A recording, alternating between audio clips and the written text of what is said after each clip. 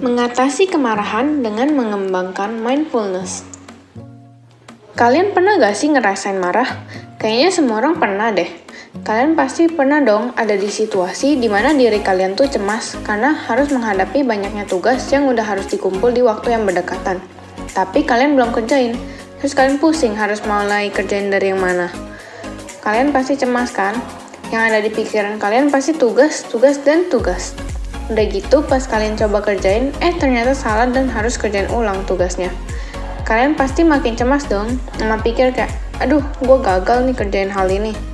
Tapi lama-lama cemas kalian itu berubah menjadi kemarahan, terutama marah pada diri sendiri.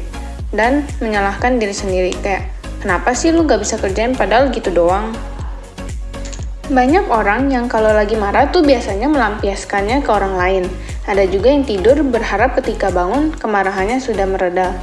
Ada juga yang menyendiri atau hangout sama teman-teman. Ada juga yang menyakitin diri sendiri. Tapi sebenarnya ada banyak cara loh yang lebih oke buat ngatasin kemarahan kita, yaitu dengan cara mindfulness. Nih, gue ada beberapa cara buat ngatasin emosi marah kalian loh. Jadi yang pertama tuh, kita harus berdamai dengan rasa marah. Kita harus berdamai dengan rasa marah karena tidak selamanya marah sanggup menyelesaikan masalah. Jika kalian mau marah, marah saja. Marahlah secara bijak dan alami. Marah bisa dinilai sebagai hal positif jika marah tersebut dilakukan dengan cara yang benar dan bijak, menggunakan kata-kata atau kalimat yang baik. Tetapi ketika amarah tersebut diekspresikan dengan memaki, berkata kasar, memukul orang, maka rasa marah itu disebut sebagai emosi negatif. Yang kedua yaitu sadar kalau kalian sedang marah. Kalian tuh harus sadar kalau kalian lagi marah. Dengan adanya kesadaran penuh, kalian bisa cari tahu apa sih penyebab kalian marah. Lalu kalian bisa mengontrol sikap kalian. Lalu kalian merenungkan kenapa hal tersebut bisa terjadi. Lama-lama emosi marah kalian pasti mereda. Yang ketiga yaitu kelola stres kalian. Kalian harus kelola stres karena itu merupakan hal yang penting sebagai cara untuk menenangkan pikiran. Jika kalian tenang, kan kalian bisa berpikir dengan mindful. Terus kalian gak stres deh. Soalnya stres bisa bikin kalian cemas. Dan yang terakhir adalah memaafkan dan menerima diri sendiri apa adanya.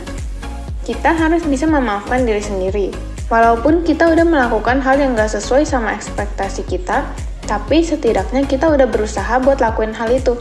Jadi lebih baik kita maafin diri sendiri dan terima aja hal-hal yang udah terjadi. Karena walaupun kita sesali, hal yang sudah berlalu gak bisa kita ubah.